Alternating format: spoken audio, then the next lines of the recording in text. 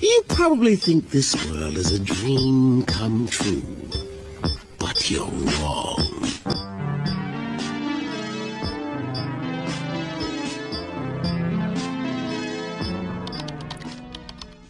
If you've ever come into contact with a liminal space, you are aware of the feeling that comes with it. Best described as a comforting anxiety, it's almost as if you found yourself inside of a fever dream that you may not be able to wake up from. The uncanny familiarity these images possess is something a lot of people never truly understand, and despite being extremely popular, there is a deeper meaning on why many of them tend to feel wrong, like something is missing. Some images even go as far as to do this on purpose, turning a once comforting dream into a disoriented nightmare. Today, we're going over the dark reality of liminal space. As you've probably noticed, many of these images look eerily familiar to places you've been to in real life. Sometimes, it's close enough for people to even claim they have been there, which isn't entirely wrong. Most liminal spaces portray locations many people have been to multiple times throughout their lives, such as a busy highway or a subway station. But there is one crucial difference. When it comes to a liminal space, you are completely alone.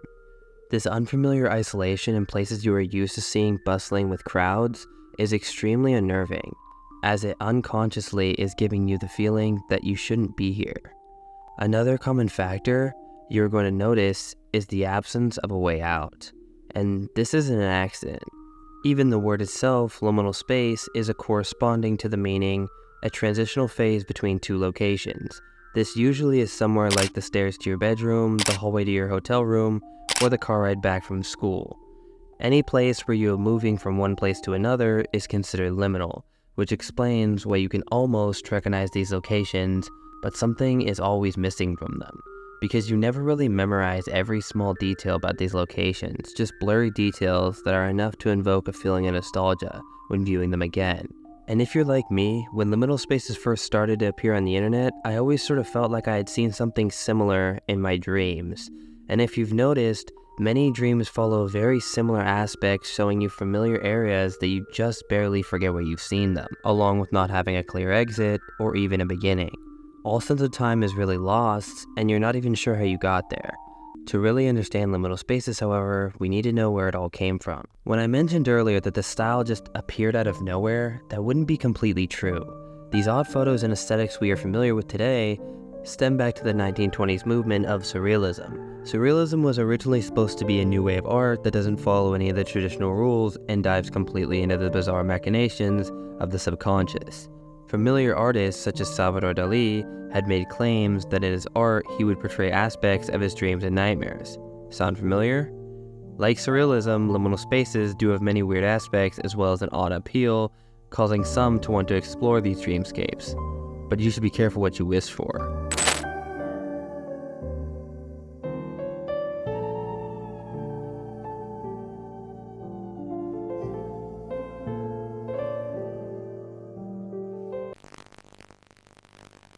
When looking into some of these images, it makes it difficult not to want to explore the areas they are based off of, because of the comfort and nostalgia they give some people. But there is a place where exploring these places becomes a literal nightmare. Really weird personification of like being watched. I can't say I'm not uncomfortable as shit right now. Soon after liminal spaces became a thing, liminal horror was not far behind, taking the slight unease that was already present in many of these images and turning it into something truly to be feared. I'm of course referring to the infamous Backrooms, which is basically a seemingly infinite labyrinth of mazes, liminal spaces, and various levels and rooms. Despite it looking like you are alone, you are plagued with the existence of many different creatures stalking you throughout your experience. The Backrooms turns the once comforting feeling of liminal spaces into a hell unlike none other. The Backrooms is a perfect representation of the comforting anxiety liminal spaces portray. This is done with levels that can so drastically contrast with each other, as one second you could be in the calming pool rooms, and the next you could be sprinting for your life in a dimly lit red hallway, as the entire time you are unaware if an exit is even possible, nonetheless if it exists. Well, I guess I know where to go. Screaming off into the fucking... whatever the hell this is. Getting the fuck out of this movie theater. Many people, including me, have always wondered what it would be like to be able to fully control and interact with your dreams. This desire to, as it is called, lucid dream, was one of the factors that led to further the already dreamlike nature some liminal spaces possessed. These aesthetics have gone by many names, the most popular of which being Dreamcore and Weirdcore, both using the suffix core to represent what the trend is centered around. Dreamcore tends to emphasize the angelic paradise feeling many dreams consist of. Some Dreamcore content even portrays images of a surreal world that you could enter and explore, where time works differently and nothing is as it seems. There exists a world that you can only reach between 3:30 and 3:33 a.m. Before you travel, I must advise you of a few rules. If you see a tall man with no face, just keep walking. Whatever you do, don't stop to look at him. Wear a watch at all times. Time is weird there, and if you don't have a clock on you, time will warp into nothingness and you won't know when to leave. However, as a common theme, it only stays comforting for so long. Weirdcore, as a counterpart, is a similar style that takes the feeling of unease to the next level.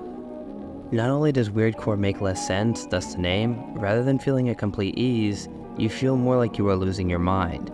The feeling of Weirdcore is best portrayed by the Caretaker's album, Everywhere at the End of Time, where each song represents a different stage of dementia and how your mind slowly fades away, becoming more and more disturbing. This album, and a lot of music like it, is commonly associated alongside the internet aesthetics as it helps portray the intense feeling of comforting unease previously mentioned before. Now, it may be difficult to differentiate from a lot of these internet aesthetics as they are so similar with their feelings that they give off, such as nostalgia, but there are a couple things that set Weirdcore apart from Dreamcore. Number 1. Weirdcore tends to have disturbing and incomplete text lines that either appear to be a thought to yourself or spoken to you by something unknown. Either way, these text lines tend to have little to no context, sometimes even reinforcing the idea you're trapped somewhere, losing your mind, and further dissociating you from reality, making them that much more unsettling. Number 2. In case Weirdcore didn't make you feel like you're being watched already, it tends to add the use of poorly cut images of eyes that just blankly stare at the viewer, instilling that much more anxiety in anyone watching. Number 3. While Dreamcore is meant to represent the bliss you feel of being in a comforting dream, Weirdcore is more like, I don't remember. In fact, why can't I remember waking up this morning? What is this? How long have I been here?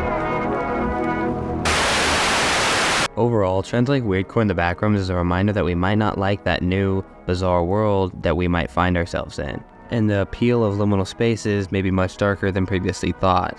Even though you may think this world is a dream come true, you're wrong. Well, that was quite an adventure. I'm sad to see you go, but don't worry, this doesn't have to be the last time we see each other. I got another cool video, just for you. Hurry, the video's almost over.